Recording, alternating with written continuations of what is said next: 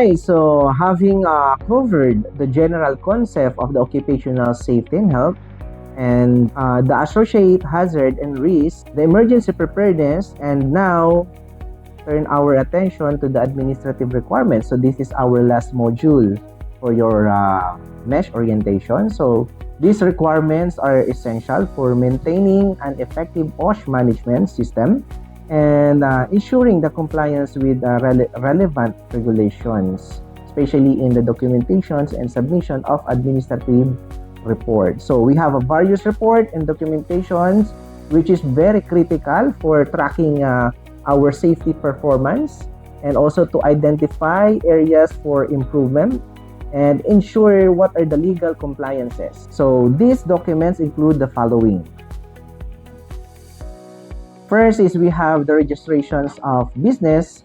So this is the Rule 1020 under the DOLE registrations, or this is the registration of establishment. Okay, so this report involves the registering the business with Department of Labor and Employment. It is typically a one-time registration unless there are changes in management, ownership, company name, or address. So next is we have the report of work-related accident. So the code for that is the IP6. So this is the work accident illness report. So this is the WAIR. Now this report must be submitted at the end of every month, and it details any work-related accident or illness. It's a very crucial for gathering data for research and studies conducted by the Department of Labor and Employment. So this report includes every work loss by the worker.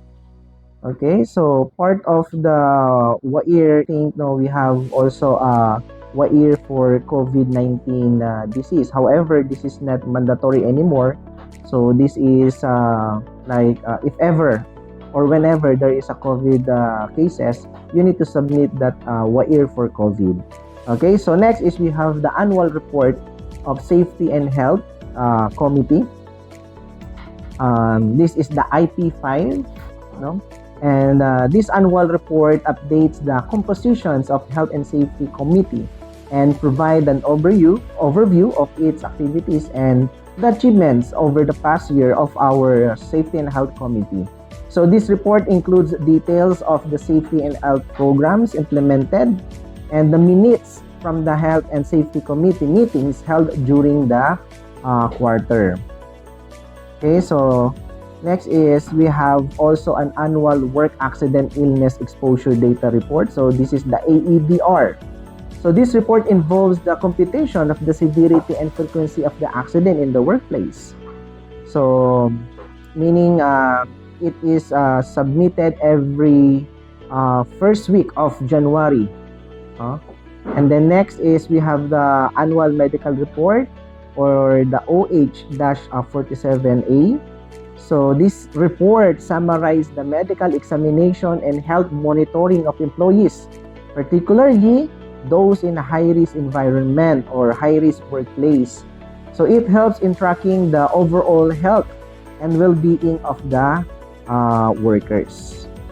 Alright, so now since we're already done with the administrative report that we need to submit in Department of Labor and Employment, so again we have monthly reporting, we have annually reporting. Well, as a workers, you don't need naman to submit it, so your safety officer will do the preparations and submission of this report. However, you as a worker is a very important aspect in doing this reportorial and administrative requirements or reports. Okay, so now let's proceed for our very important discussion, and this is your rights, the rights of the workers. And I would like to emphasize these rights because it's very important that you understand what is the essence and what is the rights of the workers while they are in the workplace. Okay, so after discussing the essential administrative reports required for maintaining occupational safety and health management system. So it is important, like what I said earlier, to explore into the rights of the workers, which is outlined under the Department of Labor and Employment under the DO 198-18. This is to understand these rights to ensure the workers are well informed, of course, protected and empowered, contribute to a safer workplace. So now, are you ready for your rights? Okay. So now, let's proceed first in the section 5. This is the worker's right to know. Okay, so one of the fundamental rights is the worker's right to know. This right mandates that all workers be provided with orientations and training concerning workplace hazard and safety measures.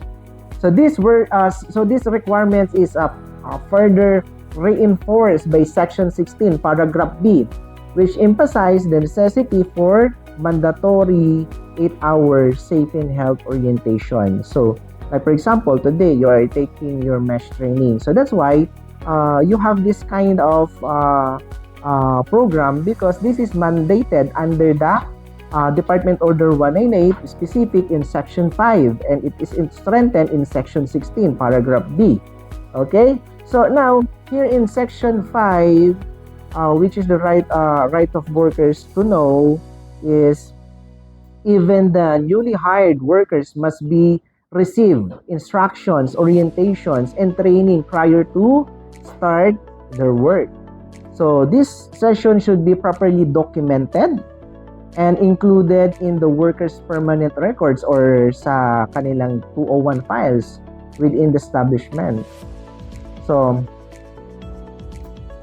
any OSH seminars, training, or orientations required by the employer or mandated by law must be provided.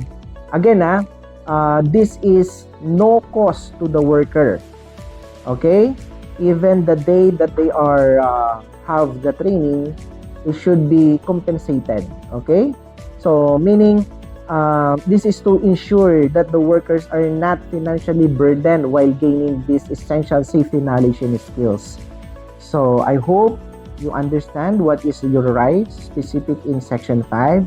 So, now let's jump to Section 6. Now, we have here in Section 6, which is the worker's right to refuse unsafe work. Now, the worker has the right of refusal. So, let me read the Section 6 in the O198. So, the worker has the right of refusal to work without threat or reprisal from the employer. So, as determined by the Department of Labor and Employment, an imminent danger situation exists. The employer or the safety officer cannot require the workers to return work where there is a continuing imminent danger to life or health. Workers affected by the existence of an imminent danger situation may be temporarily assigned to other areas within the workplace provided so there is no impending issues why safety and health. So now, here in Section 6, we are exploring more about your rights to refuse unsafe work.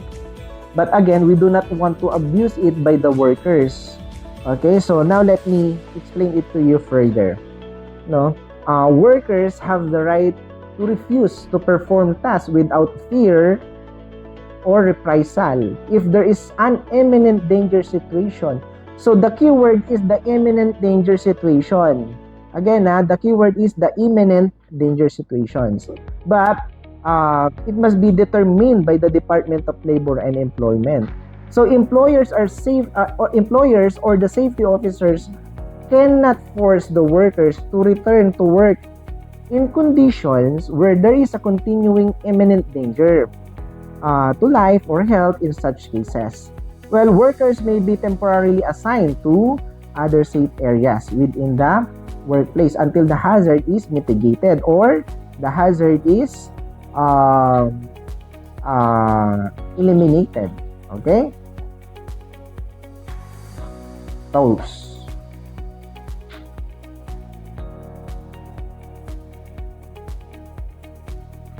So So it is crucial to emphasize that the right to refuse unsafe work as stipulated in Section 6 is specifically granted to protect the workers from imminent danger or hazardous conditions that could cause immediate and severe harm to the workers.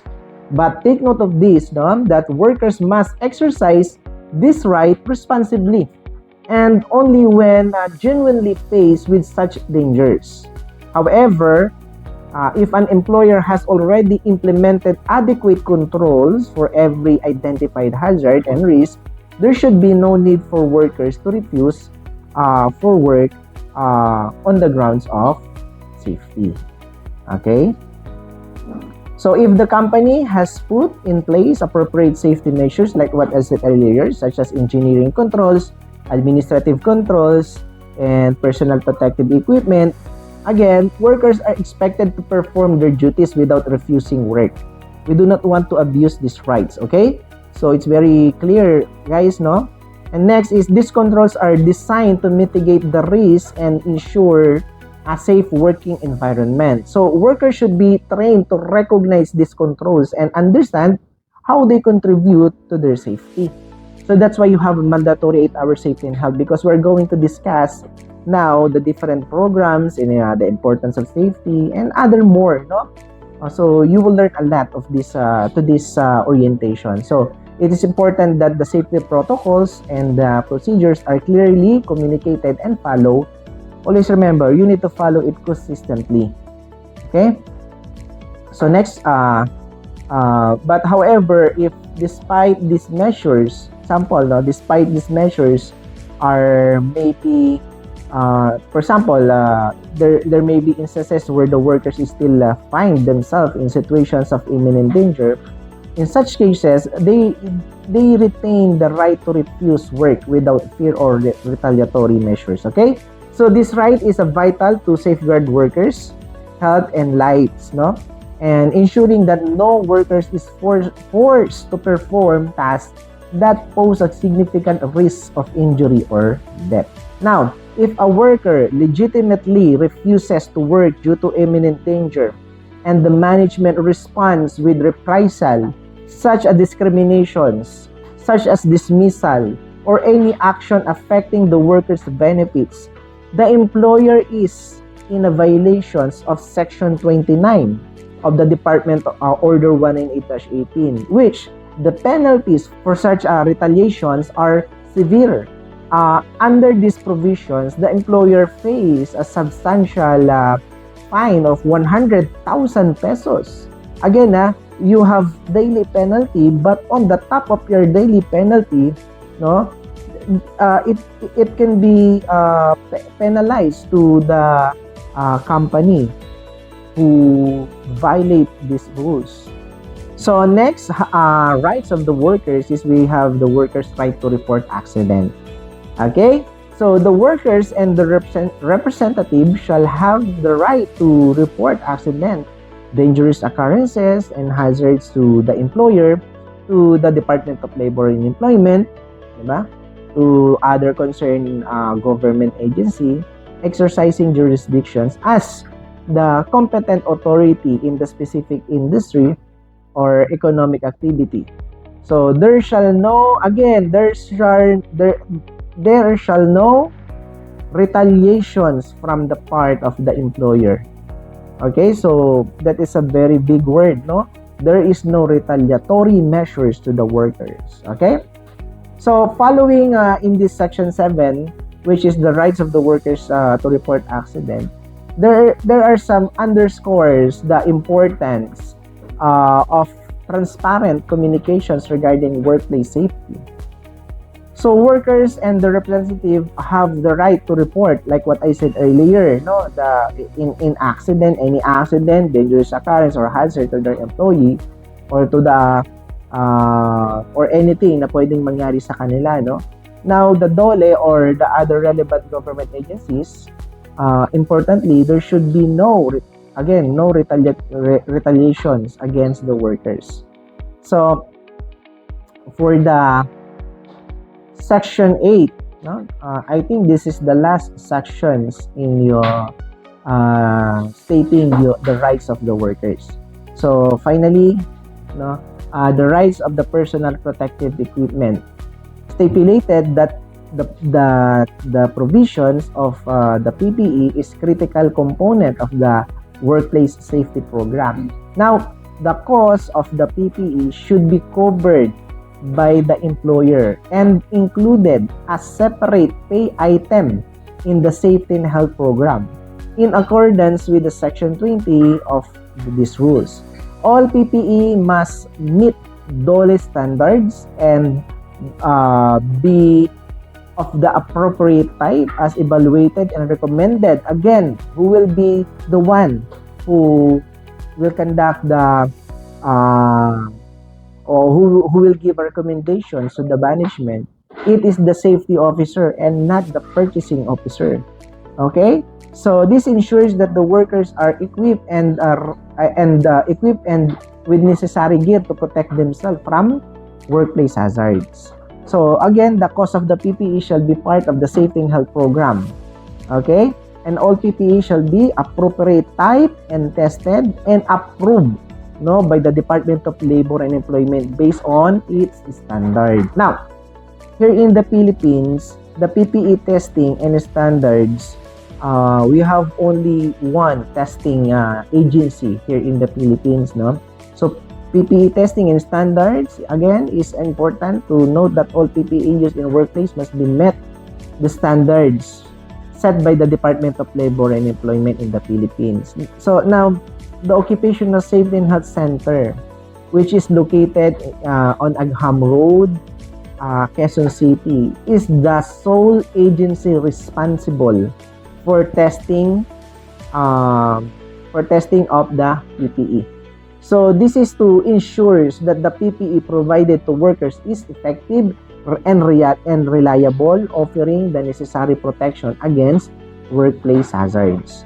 So now, it's very crucial that employers must implement a comprehensive PPE program that includes orientations and trainings on the proper use, on care and maintenance of the personal protective equipment.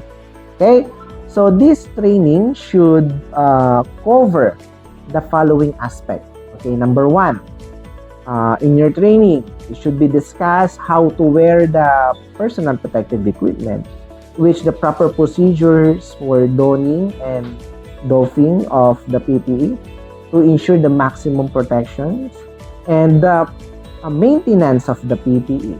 So it is the guidelines on how to care for the PPE to prolong the lifespan and maintain its effectiveness. And of course, in your PPE program, in your training, you should consider also discuss the limitations of the PPE. This is to understand the specific limitation of each type of PPE to avoid over resilience or over reliance, and ensure other safety measures are also in place. Okay, and it should also discuss the company policies. So the company should have a clear policy regarding the use and maintenance of the PPE to ensure the compliance and address any misuse or abuse by workers. So again, providing adequate training on PPE usage, not only to protect the workers but also serve as a safeguard for the company. If the workers misuse or abuse the PPE, they can subject to administrative action as outlined in the company safety policy of your companies, diba? So such measures ensure that the workers use PPE responsibly and maintain the protective gear or the protective equipment in good conditions. Okay?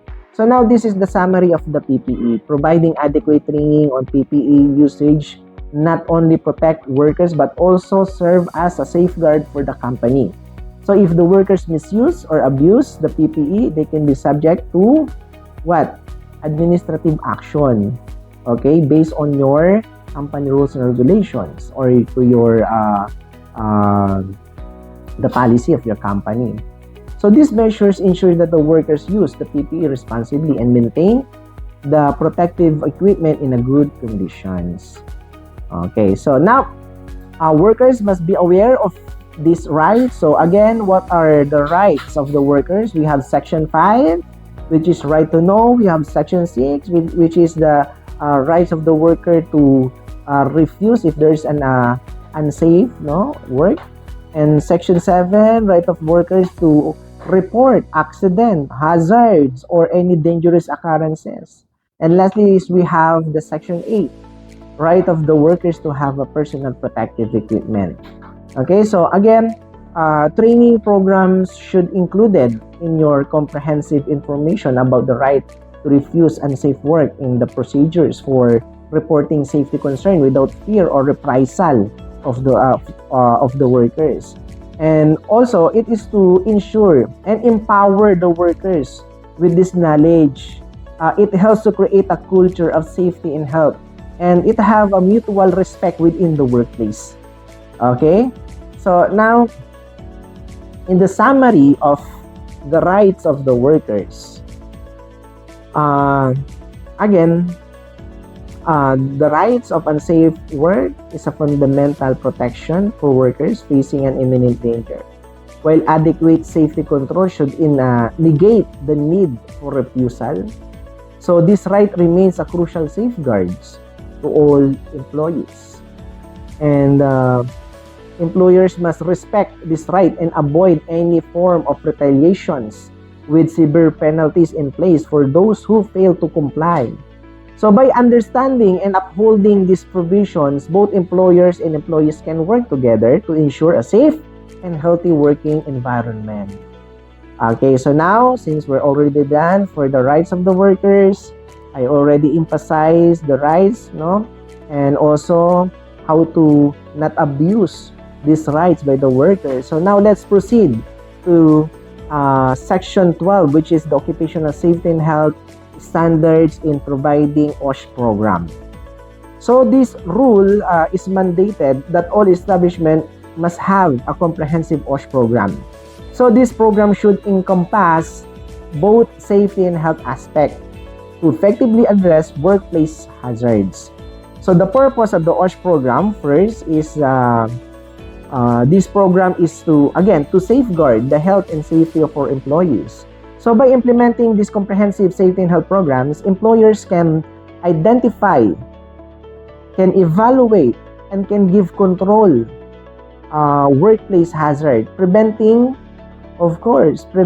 injuries, preventing illness. And now, here are some key objectives of an effective OSH program. So, first is prevent workplace accident and illness. Why? Because by proactively identifying and addressing potential hazard, OSH program aims to reduce the occurrences of accident and occupational disease to happen. Because this program is this is a proactive approach. Okay, so second is we have this enhanced employees' well-being. Why? Kasi a safe work environment boosts employees' morale and productivity, which this is a big contributions to overall job satisfaction and well-being of the workers. And then the third is to ensure the regulatory compliance. Adhering to OSH standard and regulations protect not only the workers but even the organization from legal penalties and enhance its reputations. And lastly, why the OSH program is important, it promotes a safety culture. This is to encourage safe work practices, which fostering a culture of safe awareness, ensure not only short-term commitment but long-term commitment to occupational safety and health to your organizations. Now, today,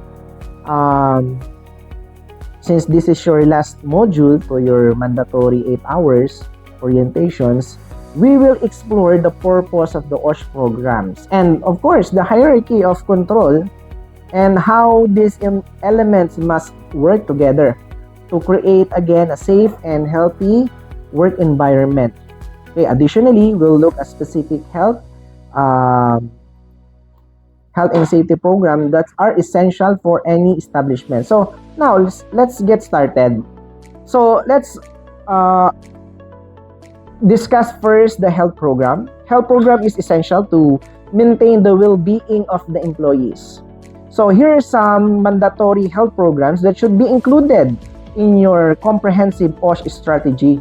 Okay, so number one, we have the HIV or the AIDS prevention program. So this program focuses on educating employees about the HIV, promoting safe practices, and supporting affected workers. So next is we have the mental health program.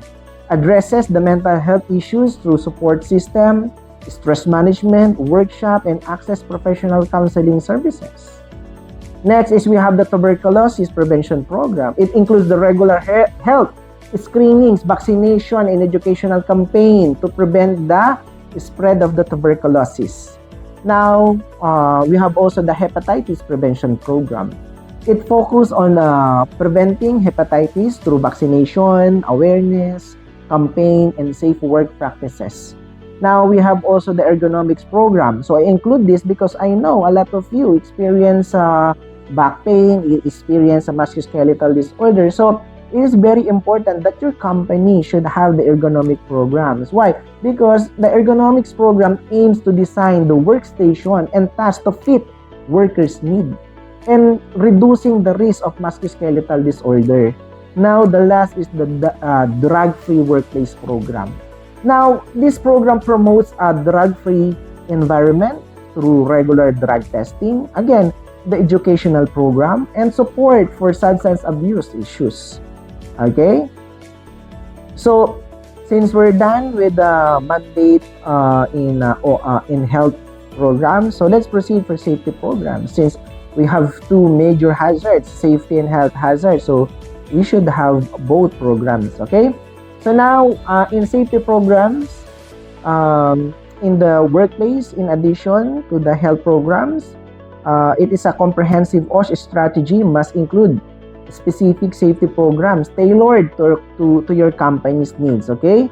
So now we have the emergency preparedness program. Here, we develop and implement procedures for responding to emergencies such as fires, chemical spillage, if you have, what else? Procedures for responding, okay, and natural disaster. Regular drills and training ensures everyone know what to do in case of emergency. So next is safety and health personnel. Of course, it's very, very important because we need to assign a dedicated safety officer and OH personnel. No, these are the teams responsible for overseeing the implementations of the OSH program and ensuring the compliance with the safety and health standards. And then next is, of course, we need to have an education and training of workers. Conduct a regular training session. No? What else? Hazard identification, risk assessment, and control. This is your HIRAC.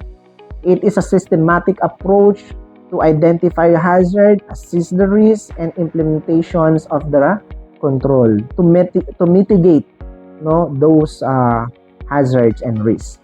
And of course, the welfare program. This welfare program ensures the prevention of the facilities and services that contribute to the overall well-being of employees, such as clean and drinking water, sanitation facilities, no? And of course, you need to tailor safety programs in your company. So in this, in developing an additional safety programs, it should be based on your specific hazard and needs of the company.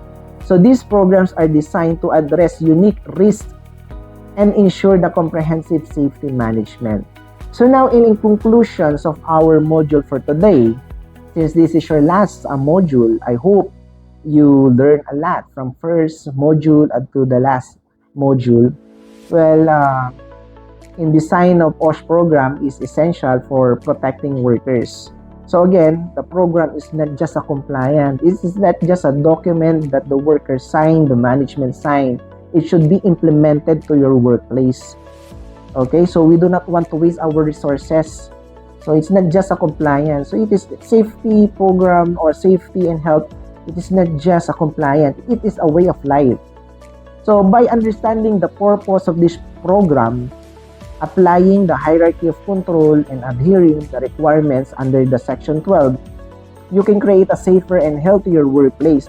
Okay, remember, safety is a shared responsibility and it is everyone's responsibility. It is everyone's commitment. Okay, so this is not just management commitment, management responsibility. This is not just safety officer responsibility, but this is a shared responsibility. Now, let's work together to prioritize the safety and health in your workplace. Again, we are looking for a job. We are looking for income. We are not looking for losses. We're looking for profit. Okay? So, that's end our module for today. I hope, after this module, you pass your examinations and good luck